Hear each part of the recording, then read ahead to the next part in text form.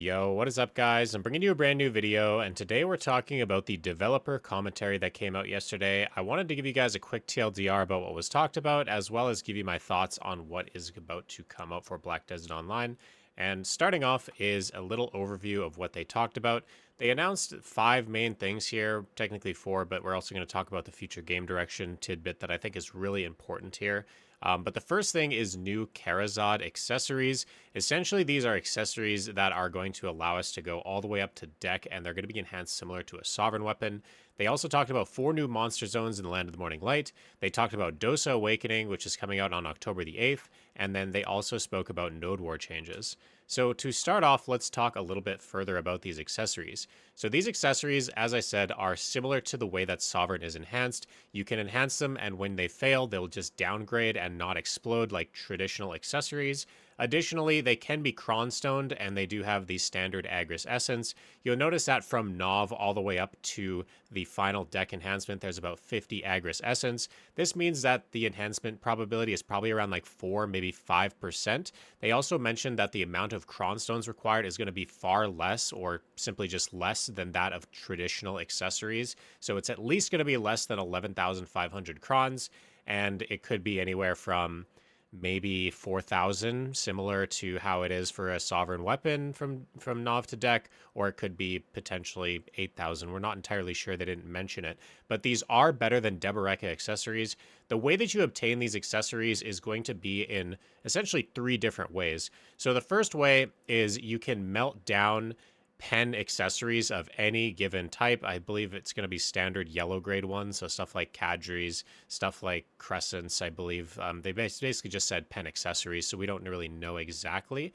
And this is going to give you a certain amount of these materials, and those materials are required for a recipe in order to make the base level of the Karazad accessory. The second way is through grinding for them. They're going to be adding in these Essence of Dawn, I believe they were called. They're going to be adding them in order to grind for and potentially get as a drop from different grind spots. And then the final way is through Deboreka accessories. If you already have a Tet Deboreka accessory, you can directly exchange it for a Pen Karazad accessory. And if you have a Pen Deboreka, you can exchange it for a Nov. So essentially, you're going to be skipping all 9 enhancement levels all the way up if you have a Pen Deboreka already, which is pretty good. And it's basically just going to extend the gear just a little bit further. So essentially, anybody that has Pen Debos right now, you're expected to get a free 25 AP ring if you already have a Pen Deboreka ring, which means that you are essentially gaining an extra couple bit of accuracy, as well as gaining one additional AP across every single Deboreka.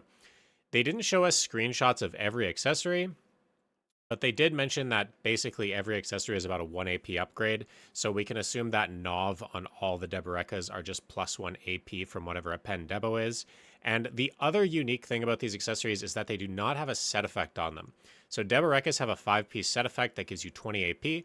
Well, you notice on these accessories what this little plus 4 means in that little yellow text. That means plus 4 AP.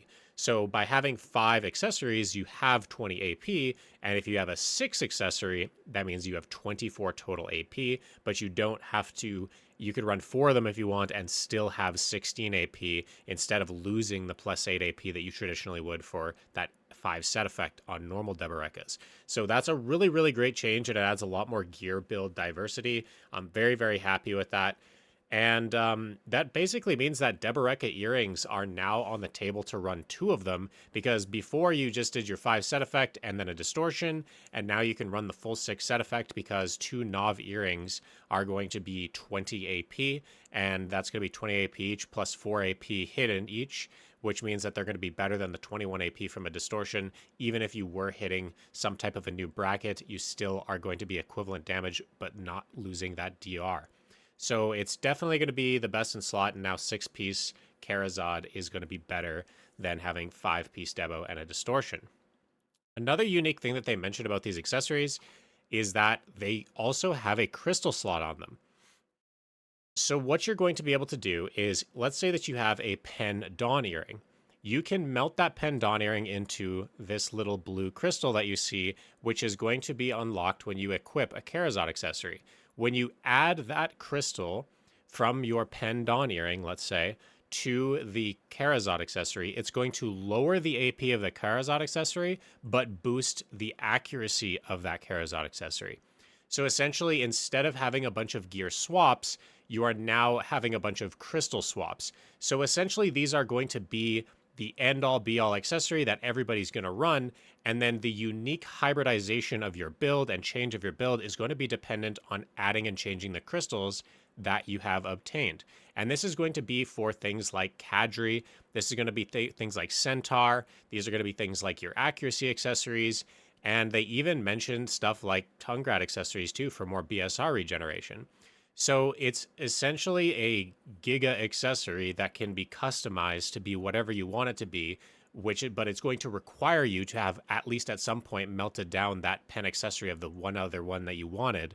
So in this case, let's say you wanted a pen Tungrad belt because you want the 20 BSR, you're going to have a pen Tungrad belt, melt that down, and then you get the crystal, you attach that to the belt. It's going to effectively lower your belt's AP from a Karazad belt down to a Tungrad belt, and it's going to give you the 20 extra Black Spirit Rage on it.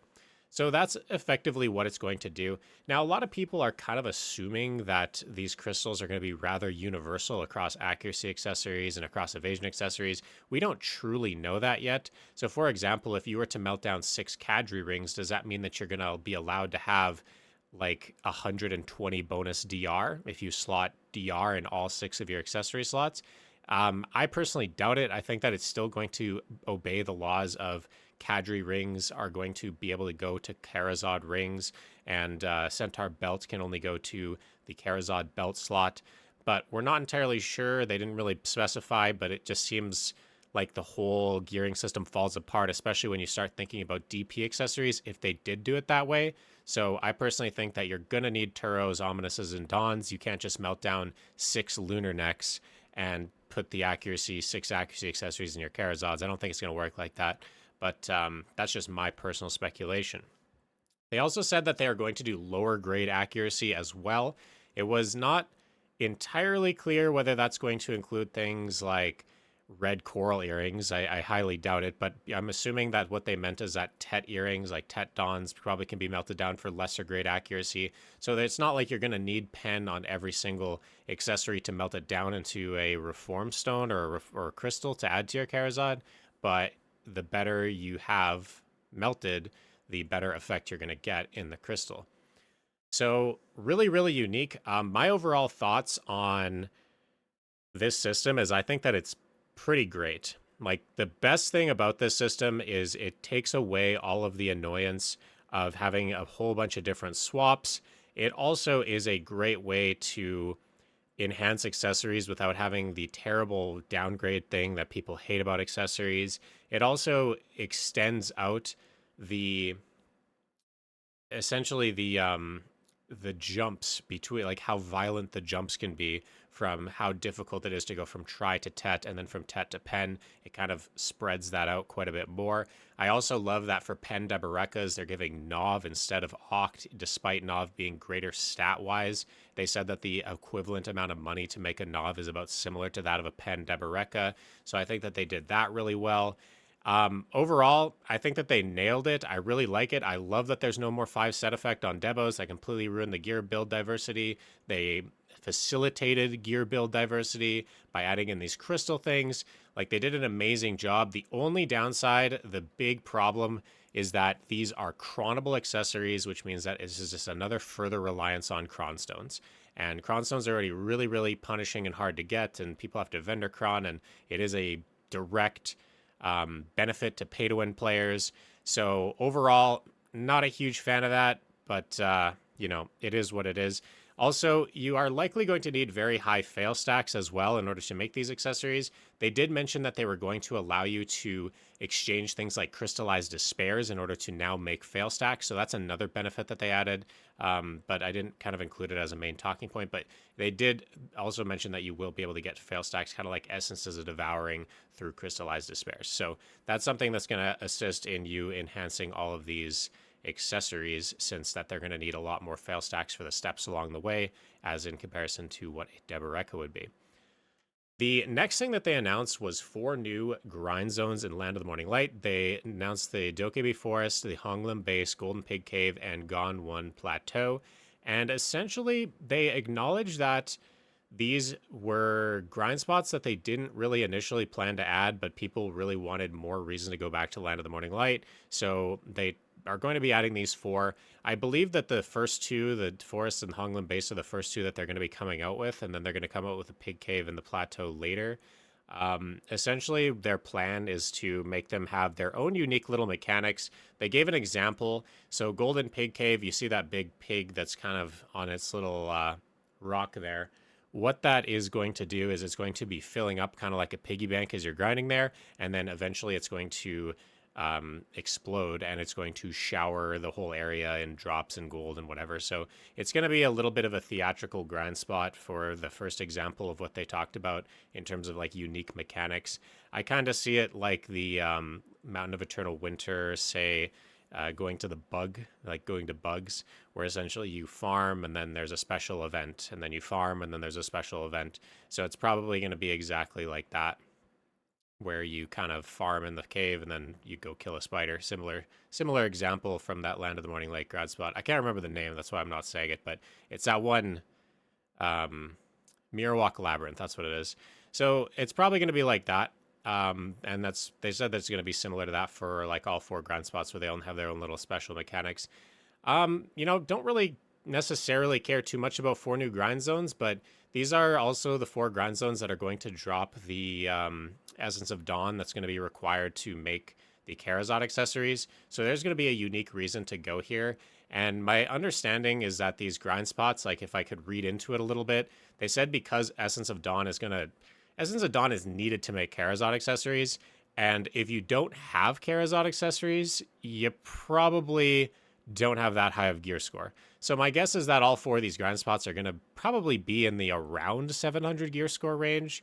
Like these are probably going to be entry level grind zones, because if they drop Karazot materials, most people that have Karazot are already like, aka like Deberekas, people that already have lots of Deberekas stuff like Tet Debos, they're well above that 700 range, or at least, decently above it, or more geared to be doing Dekia type spots. So I'm guessing that this is going to be in the 700 gear score range. These are probably not going to be super juice grind spots like 750 gear score.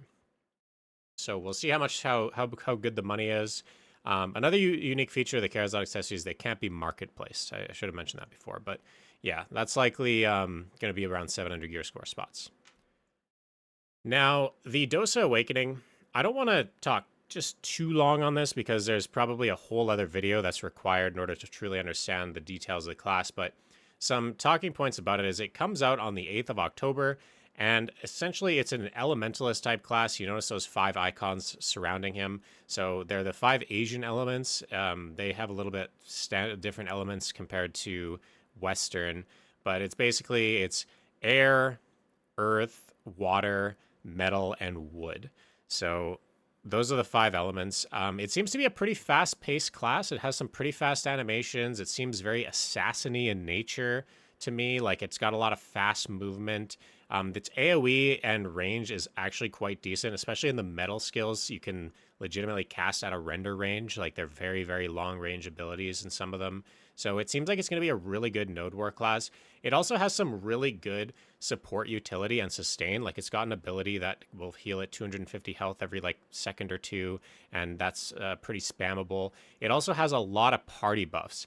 So when you use certain abilities in a certain correct order, it's going to give your allies for 5 seconds various different buffs. So it'll give like all special attack damage. It gives 3,000 health to them. You can give them some ignore resistance, some damage reduction rate as well, like 10% damage reduction rate. And you can also recover 800 HP for like 5 seconds for your allies. So even its E-buff, when you pop its E-buff, I think it gives all 5 of those things, or a combination of 5 of those things, all at the same time.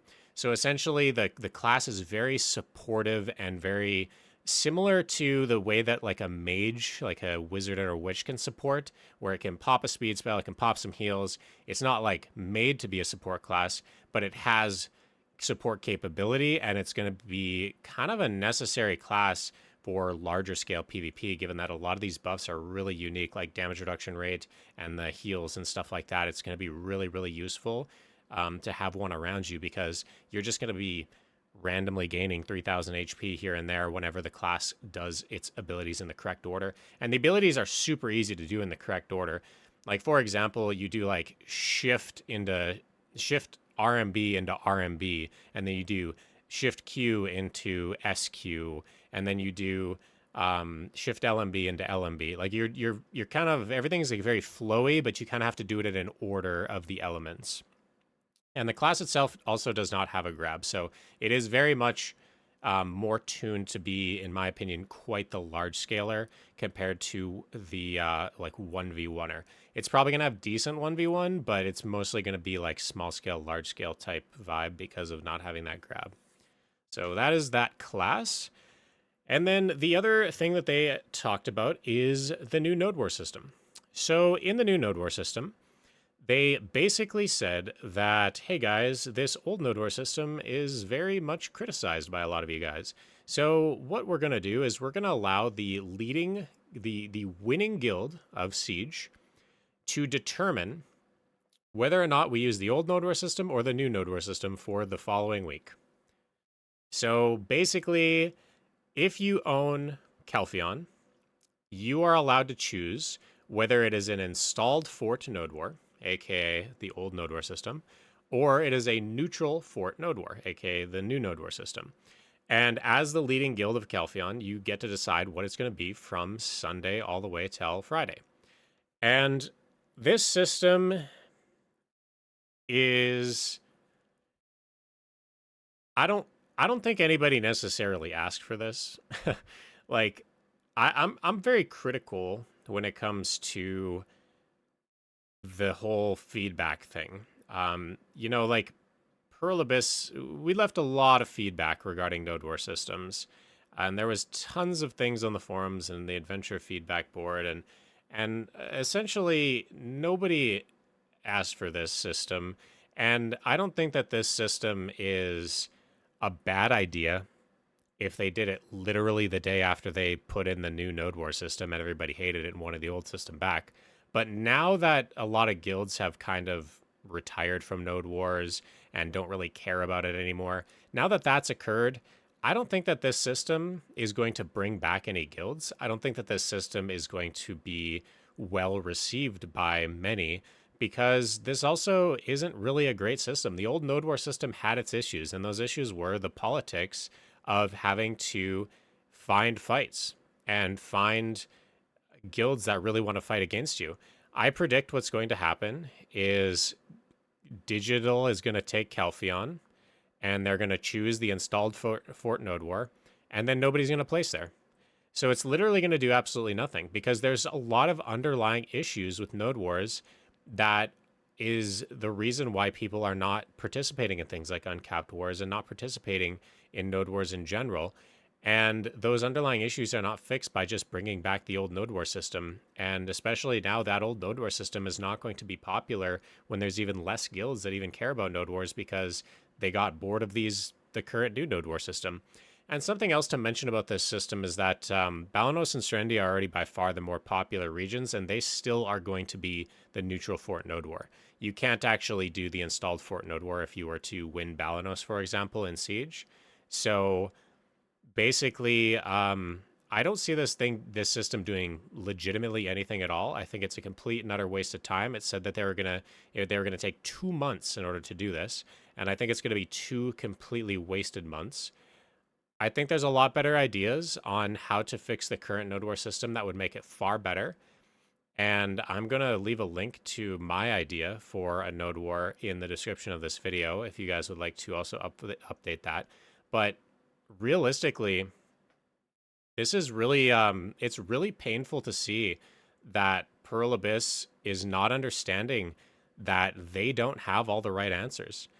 They basically just hit us with the, hey, we know better than you. We know that not a single person on this entire earth has ever said that this is what they should do. And they, instead of taking the good feedback and feedback on what should happen in the Node War system, that were on the forums. They decided, hey, we know better than you. We know what you want. And here you go. Here's what we decided to do. And they're going to waste their time for 2 months. It's going to do absolutely nothing. People are going to still continue to be mad. And we're going to be 2 months farther behind in actually getting some decent PvP updates. So it's pretty sad to see. I really hope that they give an outlet for players to truly give feedback in a meaningful way. I honestly believe that if they allowed all of the top guilds on NA and EU to get together, guild leadership got together, and we created a nice long 10, 20 page write up on what could be changed about Node Wars to make them much more attractive, and Perlibus actually do like 90% of it, then we could be in a very, very good position for Node Wars. But unfortunately, bringing back the old system and allowing guilds to choose, hey, do you want to have dead ass Kelphion as an installed fort Node War or dead Kelphion as a neutral fort Node War? The only people going to Kelphion is nobody when the member cap is 75 people. The people doing uncapped is nobody when there's only 6 guilds in the entirety of the game that really care to do uncapped content, and 6 is being generous. You know what I mean? Like, there's underlying issues as to why nobody cares about uncapped wars. And the philosophy comes down to, I think that wars that are capped should be about the fun, and wars that are uncapped should be about the profitability and the fun. Because that way, there, like, if, for example, uncapped node wars were 40-man caps and you made it give a good amount of cron stones for being victorious in these node wars, you would have a lot more buy-in. There would be players that are like, hey, we need cron stones for these new Kazahart accessories, whatever. We're going to go do some uncapped node wars. We can field 40 people. Like, if you gave a real incentive for people to want to improve as a guild and want to get more gear as a player, you would find a lot more buy-in for these types of wars. But you're not going to be able to find a lot of guilds that are able to field 75 people. So right off the rip, what are you doing? Like, Calphion's dead if you don't make that single change right there. And so what's the point of even doing all this if you're not going to listen to the main gripe that the players have? And the gripes are in the feedback. Like, I don't know what it is about PA and their feedback, but they always think they know better, and they often don't. So yeah, I'm very disappointed about the node war change. But anyway, I've harped on that enough. Let's move on to the last thing, which is much more hopeful. So they said that the hardcore server is in development, and something that was really crazy and rather insightful of Perlibus. Like, I don't think I've ever seen Perlibus be insightful about much, but they were very insightful when they acknowledged that grinding and gear has been too much of a focus over the last couple of years for them. They legitimately mentioned, you guys can go back in the developer video if you want, it's right around 21 minutes and like 45 seconds. They basically said that grinding and gear, as well as optimization and stuff like that, have been too much of a focus, and they want to create more content to inspire you to create new goals for your gear. So they acknowledge that, hey, we know that new grind spots, we just talked about these 4 new grind spots coming out in Land of the Morning Light, but we acknowledge that that's not what a lot of people want to hear, but it's okay because there's a lot more content that's coming out that is going to inspire new goals, and that is what we are now moving towards. So my personal take is that I think at the Kelphion Ball, we are going to hear a lot more about content that is not grinding and is going to be much more about just getting more gear to be doing actual fun content in the game. What is this going to mean? Maybe they're just talking about the Land of the Morning Light, Calamity 8, 9, and 10. Maybe they're just talking about the Altar of Blood. Maybe they're talking about the 100 floor thing.